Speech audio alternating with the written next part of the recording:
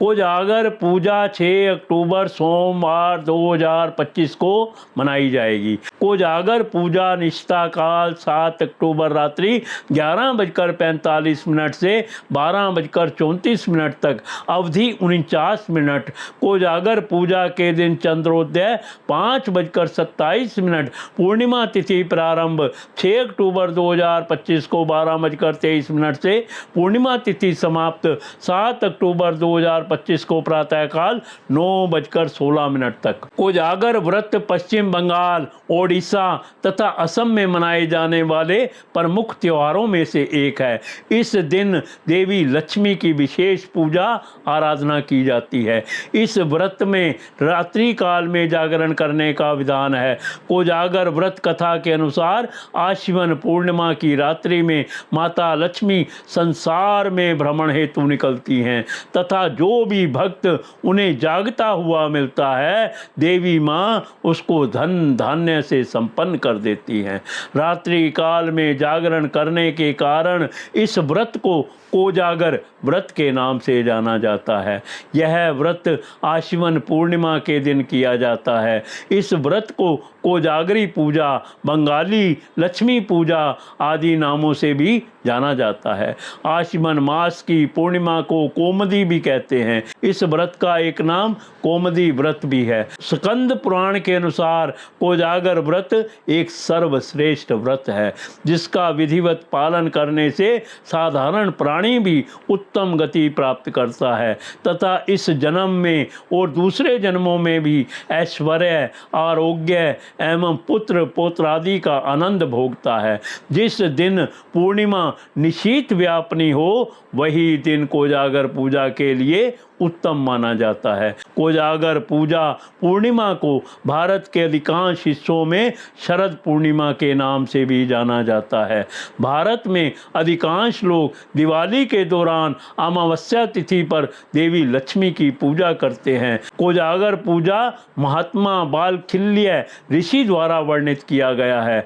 ऋषि बालखिल्य के शिष्यों ने पूछा कि कार्तिक के उपांग व्रतों का वर्णन कीजिए, जिनके करने से कार्तिक का व्रत संपन्न हो जाता है। बालखिल्य ने कहा कि आश्विन माह की शुक्ल पक्ष पूर्णिमा को रात्रि में जागरण के साथ श्रद्धा पूर्वक लक्ष्मी जी की पूजा अर्चना करना चाहिए। इस दिन नारियल पानी पीने तथा चौसर खेलने से लक्ष्मी जी प्रसन्न होती हैं। कोजागर पूजा की रात्रि में माता लक्ष्मी जागरण कर रहे भक्तों को वर देने हेतु पृथ्वी लोक पर भ्रमण करने आती हैं। जो भी भक्तगण दरिद्रता से घिरे हुए हैं, वे इस व्रत को अवश्य करें। कोजागर व्रत की कथा इस प्रकार है। मगध देश में वलित नामक एक ब्राह्मण निवास करता था। यूं तो वह अनेक विद्याओं का धनी था तथा नित्य संध्या स्नान आदि करता था, किंतु आर्थिक रूप से वह अत्यंत निर्धन था। यदि कोई उसके घर आकर कुछ दान दे जाए तो स्वीकार कर लेता था, अन्यथा वह किसी से कुछ भी नहीं मांगता था। जितना वह ब्राह्मण सज्जन था, उसकी पत्नी उतनी ही अधिक दुष्ट व कलह प्रिया थी। वह प्रतिदिन इस बात पर क्लेश करती थी कि उसकी बहन का विवाह कितने धन संपन्न परिवार में हुआ है और वह सोने चांदी के आभूषणों से सजी धजी घूमती है।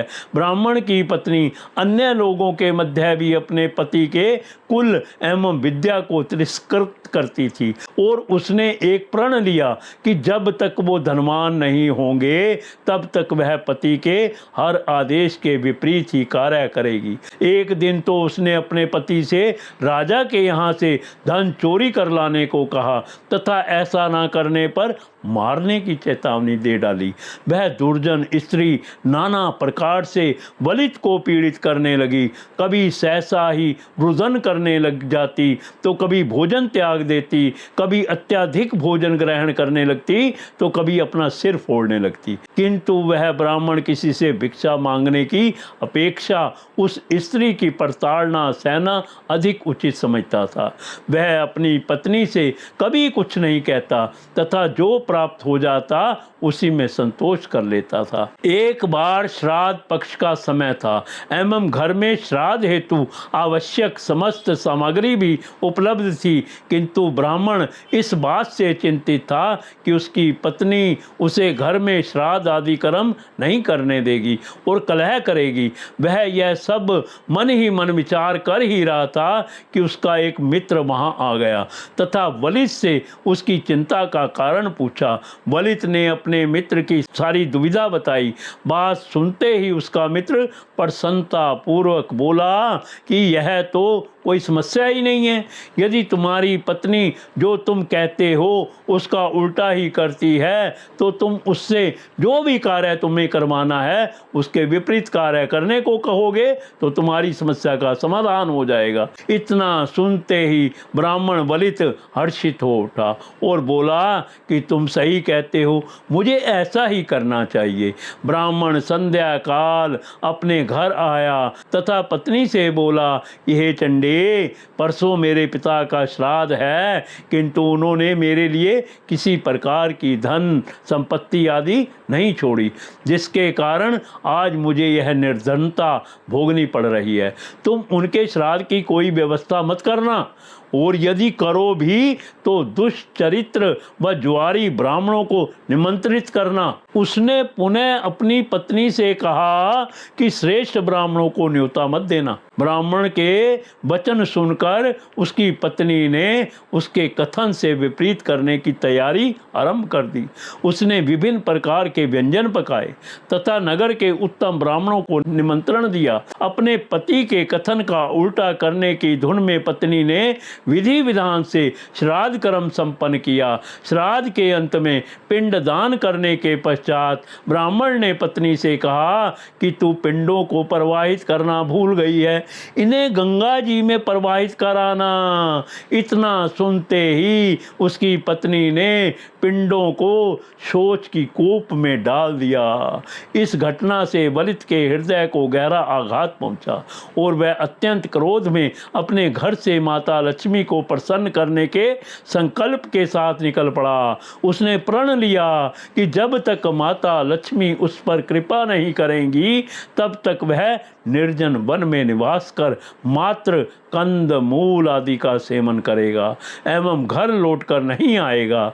लक्ष्मी जी को प्रसन्न करने के लिए वह 30 दिनों तक धर्म नदी के तट पर बैठा रहा और उसी बीच आश्विन माह की पूर्णिमा आ गई। उस वन में कालिया नाग के वंश की कन्याएं लक्ष्मी जी की प्रसन्नता के लिए व्रत कर रही थी। उन्होंने सुंदर स्वच्छ वस्त्र धारण कर रखे थे एवं उनका निवास स्थान श्वेत रंग की छटा बिखेर रहा था। नाग कन्याओं ने पंचामृत रतन एवं दर्पण आदि अर्पित कर देवी लक्ष्मी का श्रद्धा पूर्वक पूजन किया।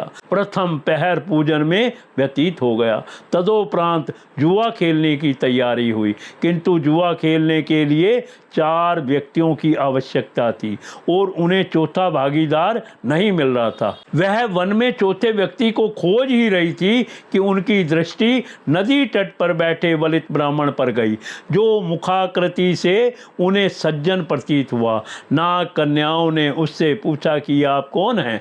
कृपया हमारे साथ लक्ष्मी जी को प्रसन्न करने हेतु जुआ खेलने चलें। ब्राह्मण ने उत्तर दिया, आप कैसी अनुचित बात कर रही हैं? जुआ खेलने से लक्ष्मी का श्रेय व धर्म का नाश होता है। कन्या ने कहा कि आप बोलते तो पंडितों की भांति हैं, परंतु आपके विचार मूर्ख जैसे हैं। इतना कहकर वह ब्राह्मण को अपने साथ मंदिर में ले गई तथा उसको प्रसाद व नारियल पानी प्रदान किया। तत्पश्चात माता लक्ष्मी प्रसन्न हो ऐसा बोलते हुए ब्राह्मण के साथ जुआ खेलना आरंभ कर दिया। सर्वप्रथम नाग कन्याओं ने दांव पर अमूल्य रतन गाए, किंतु ब्राह्मण के पास कुछ नहीं था। इस कारण सर्वप्रथम उसने अपनी लंगोट दांव पर लगाई, जिसे वह हार गया। तत्पश्चात उसने अपना जनेऊ को दांव पर लगा दिया, किंतु नाग कन्याओं ने वह भी जीत लिया। अब कोई अन्य वस्तु न होने पर ब्राह्मण ने अपने शरीर को ही दांव पर लगा दिया। इसी बीच मध्य रात्रि हो गई और देवी लक्ष्मी भगवान श्री नारायण के साथ संसार में भ्रमण करते हुए वहाँ से गुजरी। भ्रमण करते करते उन्होंने देखा कि एक ब्राह्मण कोपीन व यज्ञोपवीत विहीन होकर घोर चिंता व निराशा से घिरा हुआ बैठा है। यह दृश्य देख भगवान विष्णु ने लक्ष्मी जी से कहा कि आपका व्रत करने वाले ब्राह्मण की ऐसी दुर्दशा क्यों है? कृपया अपने इस भक्त के कष्ट को निवारण करके उसे धन वैभव व सुख सौभाग्य प्रदान करें। इतना सुनते ही माता लक्ष्मी ने ब्राह्मण पर अपनी कृपा दृष्टि डाली तथा उसकी समस्त दरिद्रता को नष्ट कर दिया। लक्ष्मी जी की कृपा होते ही ब्राह्मण का रूप कामदेव के समान स्त्रियों को मोहित करने वाला हो गया। उसका यह मनोहारी रूप देखकर नाग कन्याओं ने उससे कहा कि हे विप्रवर, हमने तुम्हें जीत लिया है, इस कारण से अब तुम हमारे पति बनकर हमारे अनुसार कार्य करो। ब्राह्मण ने यह प्रस्ताव सर स्वीकार कर लिया। ब्राह्मण ने सभी कन्याओं से गंधर्व विवाह किया तथा उन्हें नाना प्रकार के रत्नों के साथ वापिस अपने घर के लिए निकल पड़ा। वापिस अपने घर पहुंचने पर ब्राह्मण का ऐसा मानना था कि उसकी पत्नी के अनादर व तिरस्कार के कारण ही उसका भाग्य परिवर्तित हुआ है। ब्राह्मण ने अपनी पत्नी का सम्मान किया, जिससे वह अत्यधिक प्रसन्न हो गई तथा अपनी पति की आज्ञा का पालन करने लगी। इस व्रत के प्रभाव से वलित ब्राह्मण की समस्त समस्याओं का अंत हो गया तथा वह सर्व रूप से सुखी व संपन्न हो गया। इसी प्रकार कोजागर व्रत कथा संपन्न हुई। विधिवत इस कथा के श्रवण से व्रत का फल भी प्राप्त होता है। कोजागर पूजा विधि इस प्रकार है। हाथी पर विराजमान हुई देवी माँ लक्ष्मी जी की आराधना करनी चाहिए।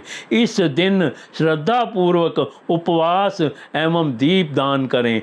यथाशक्ति 1,50,000 अयुत सहस्त्र 1 करोड़ अथवा 100 घी या तिल के दीप प्रज्वलित करें। नृत्य एवं संगीत के साथ रात्रि में जागरण करें। क्षमता अनुसार नगर की गलियों में, देवालयों में, बाग में तथा घर में दीप प्रज्वलित करें। ब्राह्मणों हेतु क्षीर, घी एवं शक्कर का भोज आयोजित करें। सहस्त्र ब्राह्मणों को वस्त्र एवं दक्षिणा सहित पूजन करें तथा यथाशक्ति सोने के दीपक देकर व्रत का पारण करें। इस प्रकार श्री सनत कुमार संहिता में वर्णित कोजागर व्रत संपन्न हुआ।